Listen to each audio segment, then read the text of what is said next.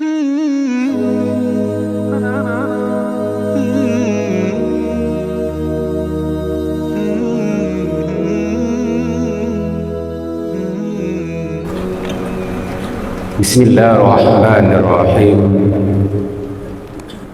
Assalamualaikum warahmatullahi wabarakatuh.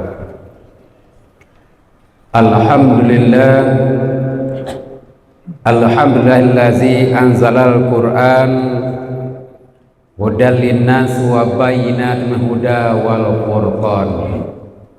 Asyhadu an la ilaha illallah wahdahu la syarika lah wa asyhadu anna Muhammadan abduhu wa rasuluh la nabiyya ba'dah.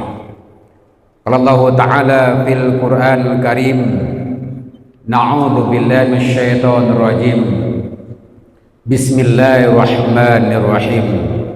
Walau anna ahlal qura amanu wattaqau la fatahna alaihim barakatim minas samai wal ard walakin kadzabu fa akhadnahum bima kanu yaksibun. Sadaqallahul azim.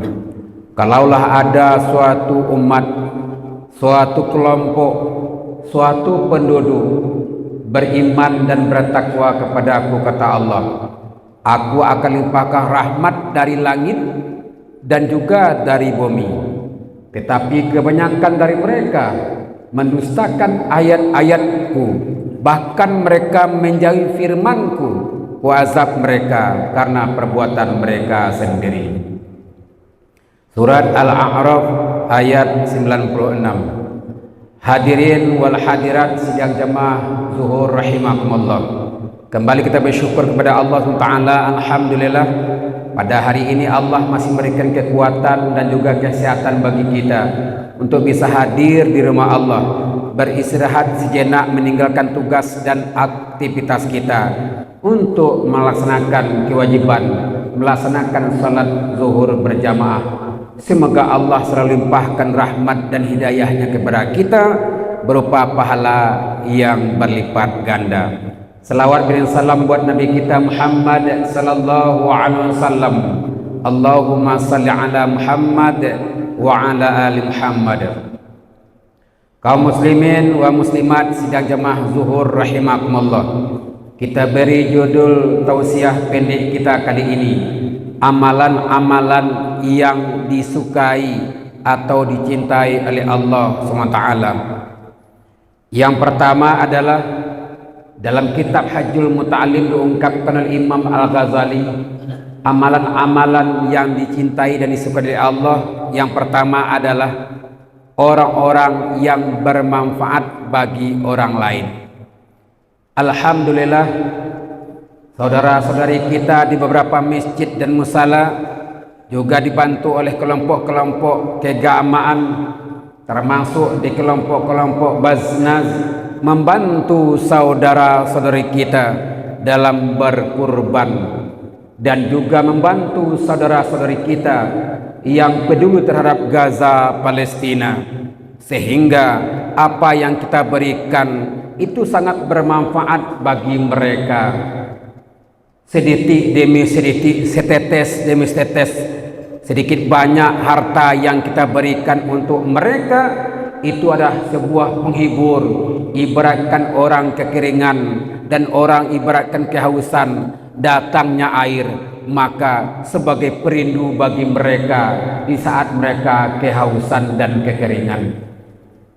Inilah salah satu manfaatnya ibadah korban yang memupuk kebersamaan dan juga melancarkan keukhuwahan kita sebagai umat Islam, saling tolong menolong. Allah sudah ingatkan kita, wala ta'awanu 'alal birri wa taqwa wala ta'awanu 'alal itsmi wal 'udwan. Tolong menolonglah kamu dengan kebaikan dan ketakwaan, tapi jangan tolong menolong dengan keburukan dan kejahatan. Hadirin sidang jemaah zuhur rahimakumullah. Yang kedua adalah senangkan hati saudaramu.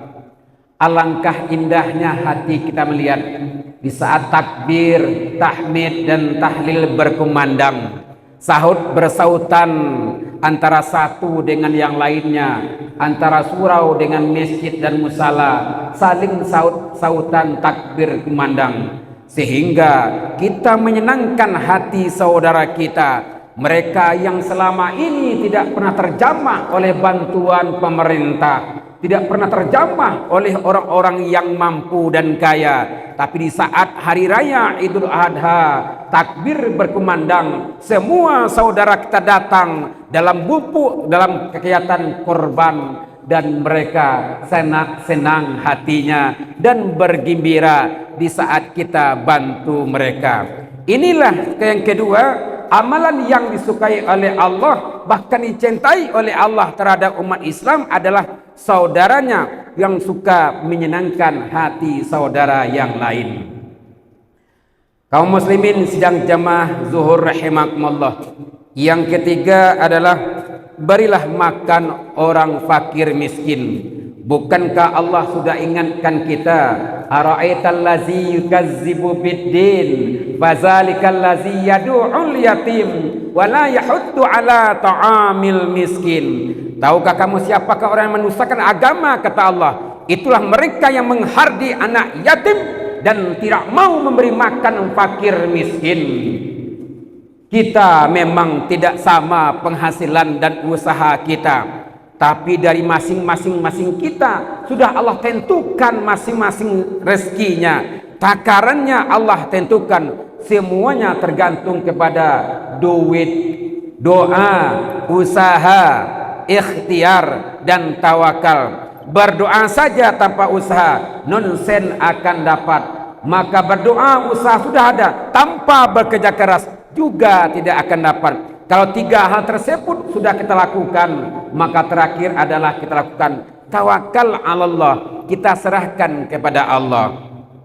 Maka salah satunya dari apa yang kita dapatkan rezeki itu, kita berikan bantuan kepada fakir miskin, kita santuni anak-anak yatim. Jangan biarkan kita makan enak-enak dengan daging yang sangat empuk, dengan makanan-makanan yang berwarna-warni, sementara saudara-saudara kita yang di sebelah rumah kita, di belakang rumah kita, di komplek kita, mereka masih ada yang meminta-minta. Berarti kita adalah bahagia di atas penderitaan saudara-saudara kita yang lain. Apakah rela kita melihat seperti itu? Tentu jawabannya tidak. Hanya orang yang tidak punya hati, yang tidak ada tersentuh untuk membantu saudara-saudara kita yang fakir miskin. Hadirin sidang jamaah zuhur rahimakumullah. Yang keempat adalah bantulah saudara-saudari kita yang terlilit hutang. Yang keempat yang Allah sukai amalan-amalan kita adalah berapa banyaknya kita lihat hari ini. Apakah itu hanya melalui konten semata, itu kita cerahkan hatinya dan niatnya kepada mereka. Tapi berapa banyak kita lihat saudara-saudari kita, dia bantu saudara-saudara kita yang terlilit utang, yang tidak mampu lagi untuk terbayarkan karena COVID-19 melajarlah mereka. Dan sebelum datang COVID-19, mereka sudah mengubah usaha kepada usaha yang lebih maju dan meminjam utang ke sana sini untuk usahanya. Ternyata Allah uji dengan datangnya corona COVID-19. Maka ada saja saudara kita yang membantu mereka untuk melepaskan hutangnya. Maka salah satunya yang disukai dan dicintai Allah adalah orang-orang yang membantu saudara-saudarinya untuk melepaskan hutang di antara mereka yang berhutang. Wallahu yuhibbul muhsinin, kata Allah. Dan Allah mencintai orang-orang yang berbuat kebajikan. Salah satu perbuatan kebajikan yang dicintai oleh Allah adalah orang-orang yang mau melepaskan orang yang berhutang. Hadirin sidang jemaah zuhur rahimakumullah. Yang berikutnya adalah orang-orang amalan-amalan yang sangat dicintai oleh Allah. Orang yang bisa menahan amarah. Dalam Al-Imran 134 Allah ingatkan, salah satunya orang yang akan diberikan derajat tinggi takwa oleh Allah adalah wal kaziminal ghaiza, orang yang bisa menahan amarah, orang yang bisa menahan hawa nafsu, orang yang bisa menahan emosi, Karena masing-masing kita, karakter kita berbeda, latar belakang pendidikan kita berbeda, tapi hati kita tetap sama kepada Allah. Yang menentukan baik buruknya untuk amarah itu ke depan adalah tergantung kepada hati kita. Maka dari itu jangan sampai tazkiyatun niat, jangan tidak bersihkan niat apapun yang kita lakukan. Tazkiyatul qalbi, bersihkan hati kita di saat kita untuk melakukan perbuatan. Wa tazkiyatun nafsi, bersihkan diri kita sendiri. Sebelum kita menunjuk orang lain, tunjuk diri kita sendiri dulu. Sebelum kita mengajari istri dan anak orang lain, ajari anak dan istri kita dulu. Bukankah Allah sudah ingatkan dalam firman-Nya, ya ayyuhallazina amanu qu anfusikum wa ahlikum nara. Hai orang-orang beriman, jagalah dirimu dan keluargamu dari sisaan api neraka. Maka salah satu amalan yang Allah sukai kepada kita lah orang yang bisa menahan marah. Jangan kita pandai marah kepada orang lain, sementara anak istri kita tidak pernah kita marahi karena mereka lalai dalam beribadah kepada Allah SWT. Semoga manfaat dan semoga kita dijauhkan dari mara bahaya oleh Allah SWT, dan semua amalan-amalan kita lakukan semoga Allah jadikan untuk membawa kita ke surga Jannatul Naim. Camkan dan renungkan.